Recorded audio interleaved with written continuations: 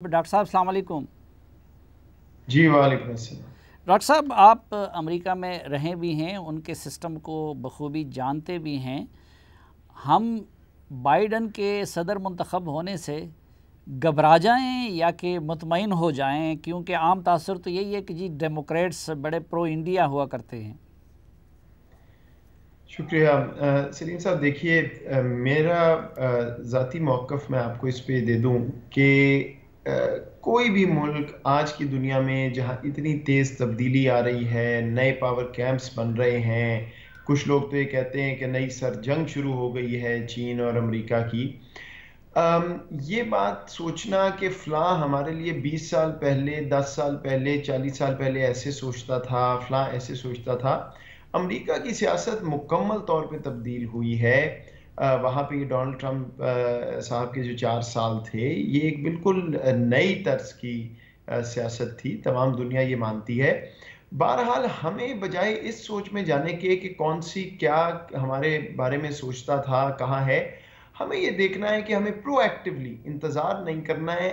ہم نے کیا رشتہ بنانا ہے امریکہ سے آگے اگلے 4 سال میں، اس کے لیے ان سے کیا چیزیں ہمیں درکار ہیں اور ہم نے کیا کرنا ہے۔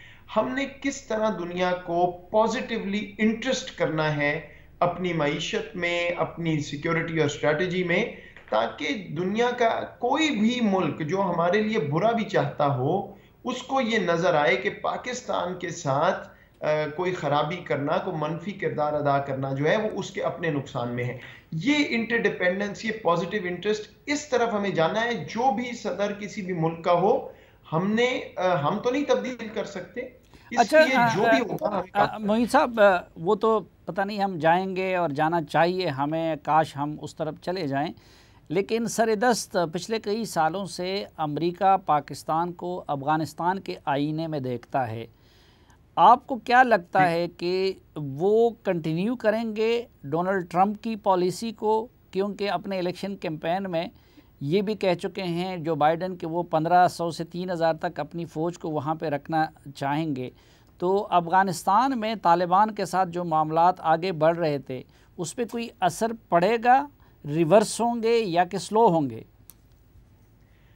دیکھیے پہلے تو میں ایک بات صرف کر دوں کہ آپ کہہ رہے ہیں کہ کاش ہم اس طرف جائیں، کیوں نہیں جائیں گے؟ یہی تبدیلی تو ہمیں چاہیے۔ ہمیں صرف ایک نفسیاتی سیکیورٹی جو ہے نا وہ چاہیے۔ ہمیں ایک سائیکولوجیکل انسیکیورٹی، مجھے لگتا ہے ہم ڈرتے ہیں اور کوئی چھپانے کی چیز ہمارے پاس نہیں ہے، اس لیے ہمیں بالکل جو ہمارا انٹرسٹ ہے اس کو پرسو کرنا ہے دنیا کے ہر ملک کے ساتھ۔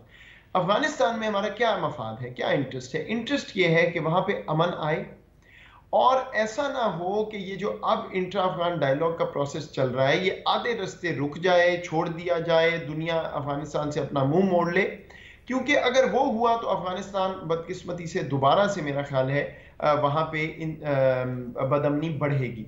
دوسرا ہمیں کیا چاہیے کہ وہاں پہ امن آئے تاکہ ہم سینٹرل ایشیا کو ایکسیس کر سکیں، ان کے جو توانائی کے ذخائر ہیں، گوادر پورٹ کی آپٹیمائزیشن کے لیے ہمیں ایک ٹریڈ اینڈ ٹرانزٹ ہب بننا ہے سینٹرل ایشیا کے لیے۔ وہ کنیکٹیوٹی کا جو پیراڈائم ہے، اس لیے افغانستان کے ساتھ ہمیں کھڑے ہونا ہے، ہم کھڑے ہیں اور کھڑے رہیں گے، اور ہماری جو نئے امریکی صدر آئیں گے ان کے ساتھ بھی یہی پالیسی ہوگی کہ آپ اس جو افغانستان کی پالیسی ہے اس کو اس کی لاجیکل کنکلوژن، حتمی فیصلے تک لے کے جائیں۔ جب وہاں افغان خود فیصلہ کر لیں کہ کیا حکومت چاہیے، امن کی طرف بات چل پڑے، اس کے بعد یہ فیصلہ کیا جا سکتا ہے کہ کون کیا کردار ادا کرے گا۔ لیکن فوکس افغانستان کی اکانومی پہ لائیں، جلد از جلد سیاسی طور پہ وہاں کو فیصلہ ہونا چاہیے تاکہ امن کی صورتحال بنے اور اس سے تمام خطہ اور پاکستان بھی فائدہ اٹھائے۔ معید، آپ نے ذکر کیا کنیکٹیوٹی کا، گوادر کا، تو یہ ساری چیزیں ایک لحاظ سے برہنی منت ہے چین کے بیلٹ اینڈ روڈ انیشیٹو کی۔ اب ڈونلڈ ٹرمپ صاحب تو چائنا کو روزانہ برا بلا کہتے تھے، لیکن کسی حد تک جو بائیڈن اور ٹرمپ کا اپروچ چین کے حوالے سے ایک ہے۔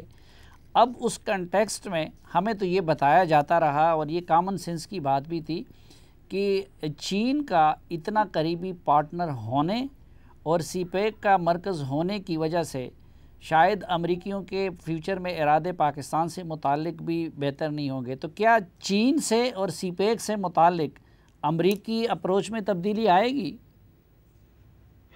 دیکھیں وہاں پہ اگر میں تجزیے کے طور پہ آپ کو کہوں تو مجھے نہیں لگتا زیادہ تبدیلی آئے گی، کیونکہ چین پہ ایک کنسنسس بن گیا ہے واشنگٹن میں. لیکن وہاں جو بھی وہ فیصلہ کریں گے وہ تو بہرحال ان کا فیصلہ ہے. ہماری کیا پوزیشن ہے؟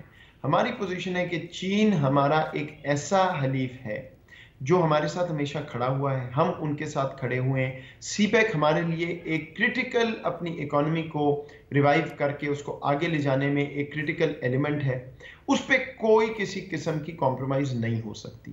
کیا اس کا یہ مطلب ہے کہ ہم باقی تمام دنیا سے لڑائی مول لینا چاہتے ہیں؟ قطعاً نہیں. کیا چینی ہمیں یہ کہتے ہیں کہ آپ لڑائی مول لیں؟ قطعاً نہیں. تو پھر امریکہ سے بھی ہمارا تعلق اچھا ہونا چاہیے، اور چین سے تو بہرحال ہے ہی، اور اس کو اور زیادہ بہتر ہونا چاہیے. اس کا طریقہ کیا ہے کہ آپ امریکہ کو، برطانیہ کو، تمام دنیا کی انویسٹمنٹ کو یہ کہیں کہ آپ پاکستان میں آئیں، آپ کو انسینٹیوز ملیں گے، آپ یہاں انویسٹ کریں.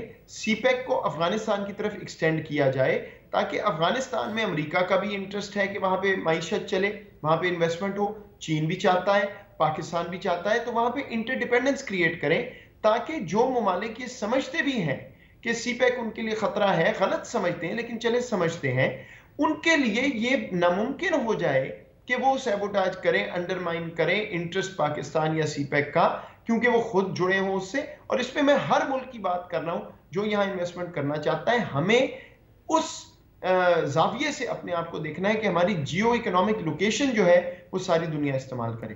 بہرحال اگر دنیا اس طرف جائے گی کہ جی آپ اس طرف یا اس طرف کیمپ چوز کریں، تو پھر ظاہری بات ہے ہمارا فیوچر وزیر اعظم صاحب کہہ چکے ہیں اور درست کہہ چکے ہیں کہ چین کے ساتھ جو ہمارا تعلق ہے، جوگرافیہ ہے، اسٹریٹجک انٹرسٹ ہے، اس کے مد مقابل تو کوئی کھڑا نہیں ہوتا. اچھا ڈاکٹر صاحب، یہ آپ نے جو ڈاکٹر صاحب ڈونلڈ ٹرمپ کے دور میں نریندر مودی نے مقبوضہ کشمیر کو ہڑپ کر لیا، اور امریکہ نے ہماری کوئی مدد نہیں کی باوجود افغانستان کے فرنٹ پہ ہمارے تعاون کے. وجہ اس کی یہ ہے کہ چین کے کنٹیکسٹ میں پھر انڈیا اس کا لاڈلا بن جاتا ہے. اب جب چین سے متعلق جو بائیڈن اور ان کی اپروچ ایک ہے، تو انڈیا کے تو اس لاڈلے کی حیثیت برقرار رہے گی یا اسٹریٹجک پارٹنر کی، لیکن دوسری طرف ڈیموکریٹس ہیومن رائٹس وائلیشن پہ بھی نسبتاً سینسٹیو ہیں، اور جو بائیڈن اور ان کی وائس پریزیڈنٹ دونوں انڈیا میں ہیومن رائٹس وائلیشن کے حوالے سے اشارے بھی دے چکے ہیں. تو آپ کو اس حوالے سے کوئی بہتری نظر آتی ہے نئی امریکی قیادت سے کہ کشمیر کے فرنٹ پہ یا ہندوستان کے اندر جو اقلیتوں کے ساتھ جو سلوک ہو رہا ہے، یا کہ نہیں چین کے کنٹیکسٹ میں لاڈلا ہونے کی وجہ سے وہ بھی اسی طرح تبکی دیتے رہیں گے نریندر مودی کو جس طرح ٹرمپ دے رہے تھے؟ دیکھیے میرے خیال سے تو یہ جو Hindustan counterweight to China, یہ والی جو بات ہے، یہ تو ہندوستان نے خود ہی ہمارا مسئلہ حل کر دیا ہے.